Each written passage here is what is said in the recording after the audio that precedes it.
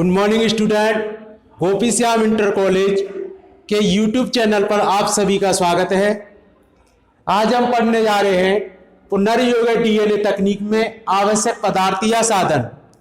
ये बायोटेक्नोलॉजी का ये चैप्टर आपका चल रहा है। इससे पहले हमने पिछली जो वीडियो में हमने पढ़ा था कि पुनर्योगी डीएनए क्या होता है, रिकॉम्बिनेंट डीएनए क्या होता है। तो हमने बताया था कि रिकॉम्बिनेंट डीएनए तो अलग अलग स्रोतों से आए हुए डीएनए खंड आपस में जुड़कर एक नया प्रकार का डीएनए बनाते हैं, उसे हम रिकॉम्बिनेंट डीएनए या पुनर्योगी डीएनए कहते हैं। जैसे हमने पिछली वीडियो में देखा था कि बायोटेक्नोलॉजी के माध्यम से हमने दो अलग अलग स्रोतों से बैक्टीरिया जीवों को लिया गया, उनके डीएनए खंडों को लिया गया। एक हमने लिया था डीएनए खंड मानव कोशिका से और एक हमने लिया था जीवाणु कोशिका से। इंसुलिन हार्मोन कैसे बनाया जाता है उसकी भी हमने विधि वीडियो में देखी है। तो अब हम आज के नए टॉपिक में देख रहे हैं कि पुनर्योगी डीएनए तकनीक में आवश्यक पदार्थ या साधन क्या होते हैं। तो सबसे पहले हम पढ़ने जा रहे हैं कि रिकॉम्बिनेंट डीएनए तकनीक में जो आवश्यक पदार्थ या साधन के नाम है एंजाइम।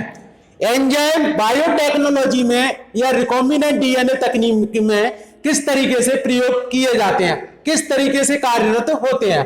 तो इसमें दे रखा है कि पुनर्योगी डीएनए तकनीक में निम्नलिखित एंजाइम कार्यरत होते हैं। जैसे फर्स्ट दे रखा है लयन एंजाइम।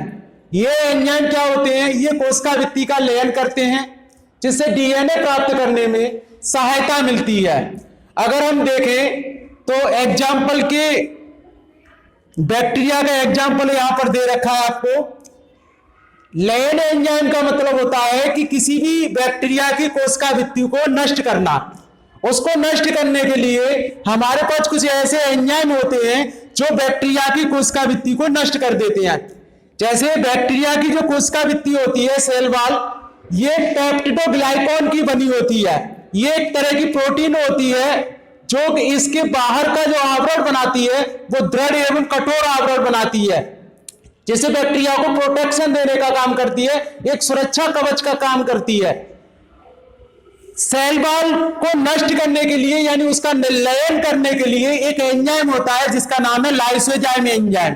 लाइसोजाइम एंजाइम हम इसकी सहायता से, लाइसोजाइम एंजाइम की सहायता से जीवाणु कोशिका भित्ति का लयन कर देते हैं। यानी जीवाणु कोशिका भित्ति को परमीबल करते हैं, यानी उसको पारगम्य बना देते हैं, जिसके कारण हमें डीएनए प्राप्त करने में आसानी रहती है।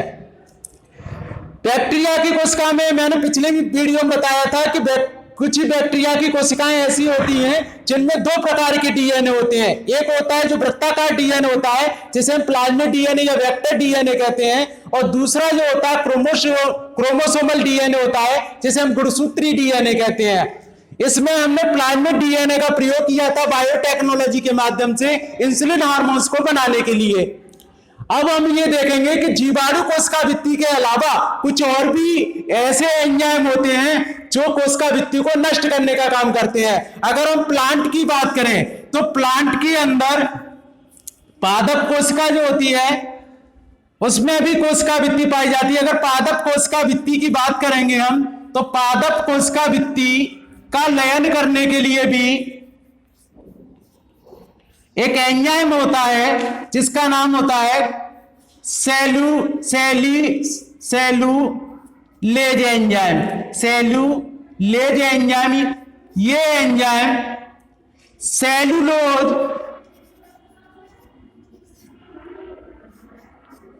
को नष्ट करने के लिए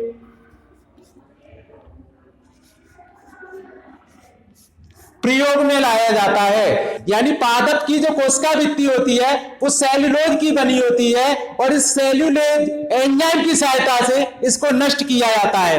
इसी तरह से अगर हम कवक की बात करें तो कवक की कोशिका भित्ति काइटिन की बनी होती है। कवक की कोशिका भित्ति काइटिन की बनी होती है। अगर हमें कवक की डीएनए खंडों को निकालना है तो सबसे पहले हमें कवक की कोशिका भित्ति को नष्ट करना पड़ेगा। कवक की कोशिका भित्ति जो होती है काइटिन की बनी होती है और काइटिन को नष्ट करने के लिए एंजाइम होता है जिसका नाम है काइटिनेज। काइटिनेज एंजाइम कवक की कोशिका भित्ति को नष्ट कर देता है। इसी तरह से पादप की कोशिका भित्ति होती है जो कि सेल्यूलोज की बनी होती है, और इसको नष्ट करने के लिए सेल्यूलेज एंजाइम होता है। सेल्यूलेज एंजाइम पादप कोशिका भित्ति को नष्ट करता है। कवक की कोशिका भित्ति को नष्ट करने के लिए काइटिनेज एंजाइम होता है। इसी तरह से हमने जीवाणु कोशिका भित्ति से डीएनए को प्राप्त करने के लिए हमारे पास एक एंजाइम था जिसका नाम है लाइसोजाइम एंजाइम। ये लाइसोजाइम एंजाइम जीवाणु की कोशिका भित्ति को नष्ट कर देता है। नष्ट करने के बाद जीवाणु कोशिका परमीबल हो जाती है। परमीबल होने के बाद हम जीवाणु कोशिका से प्लाज्मिक डीएनए को बाहर निकाल देते हैं। प्लाज्मिक डीएनए को बाहर निकालने के बाद फिर हमने रिकॉम्बिनेंट डीएनए तकनीक में देखा था कि अलग अलग स्रोतों से आए हुए डीएनए खंडों को आपस में जोड़कर एक नया प्रकार का डीएनए बनाते हैं। उसे हम रिकॉम्बिनेंट या पुनर्युगत डीएनए तकनीक कहते हैं। इस तरीके से हमने एंजाइमों का प्रयोग किया कि रिकॉम्बिनेंट डीएनए तकनीक में एंजाइम किस तरीके से कार्यरत होते हैं। कुछ एंजाइम और दे रखिए, सेकंड दे रखा है विदलन एंजाइम। ये एंजाइम क्या होता है? ये डीएनए अणु को वांछित खंडों में तोड़ने का कार्य करते हैं। इन्हें न्यूक्लियस भी कहते हैं। डीएनए अणु को वांछित खंडों में, यानी हमें अगर यहां पर दे रखा है प्लाज्मिक डीएनए, इस प्लाज्मिक डीएनए को अगर हमको काटना है या इसको तोड़ना है तो इसको तोड़ने के लिए भी कुछ एंजाइम होते हैं, जैसे प्रतिबंधन एंडोन्यूक्लियेज एंजाइम, डीएनए का विकृतीकरण, जीन संबंध तकनीक। इन एंजाइमों की सहायता से हम डीएनए को उनके अनुक्रमों को तोड़ने के लिए या डीएनए खंडों को तोड़ने के लिए हमारे पास कुछ एंजाइम होते हैं जिसके द्वारा डीएनए को काटा जाता है। जैसे पूछा भी जाता है कि डीएनए की आणविक कैंची किस एंजाइम को कहा जाता है, तो यहां पर लिखा है सेकंड नंबर पे कि प्रतिबंधन एंडोन्यूक्लियेज एंजाइम डीएनए की आणविक कैंची कहा जाता है। यह एक ऐसा एंजाइम होता है जो डीएनए को उसके विशिष्ट अनुक्रमों पर काटता है। इसी तरह से अगर हमें जीवाणु का प्लाज्मिक डीएनए काटना है तो इसको काटने के लिए हमारे पास एक एंजाइम होता है जिसका नाम होता है एंडोन्यूक्लियेज एंजाइम।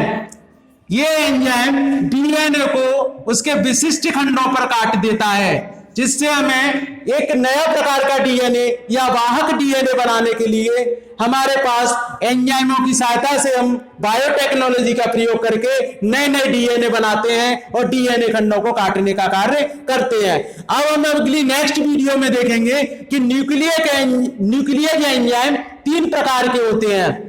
फर्स्ट दे रखा है आपको कि डीएनए विकृतीकरण। डीएनए विकृतीकरण का मतलब होता है कि डीएनए को गर्म करके और उसको कई खंडों में तोड़ना। डीएनए का विकृतीकरण हम पढ़ेंगे इसके नेक्स्ट वीडियो में। फिर है प्रतिबंधन एंडोन्यूक्लियेज एंजाइम। ये एंजाइम क्या करता है? डीएनए को विशिष्ट खंडों पर काटता है, उनके विशिष्ट अनुक्रमों पर काटने का कार्य करता है। इसी एंजाइम को डीएनए की आणविक कैंची कहा जाता है। जीन संबंध तकनीक में क्या होता है कि जीन संबंध तकनीक में हम 2 अलग अलग स्रोतों से जीनों को लेकर के उनको जोड़ करके एक नया डीएनए बनाते हैं, वो जीन संबंध तकनीक कहलाता है। इस तरीके से हम तीनों एंजाइमों के बारे में नेक्स्ट वीडियो में पढ़ेंगे। आशा है कि आपको ये अच्छे से टॉपिक क्लियर हो गया होगा। इससे पिछली वीडियो में मैंने पुनर्युगत डीएनए के बारे में बताया था, उसको भी आप अच्छे से देखेंगे। और जो भी आपको वीडियो के माध्यम से आपको समझाया जा रहा है, आप उसको अपनी नोटबुक पर लिखते जाएं। वैसे मैंने पीडीएफ या चैप्टर को पूरा भेज दिया गया है, जिसके द्वारा आपको लिखने की जरूरत नहीं है, बस आपको टॉपिक को क्लियर करने हैं, समझने हैं। Thank you class, have a good day and take care.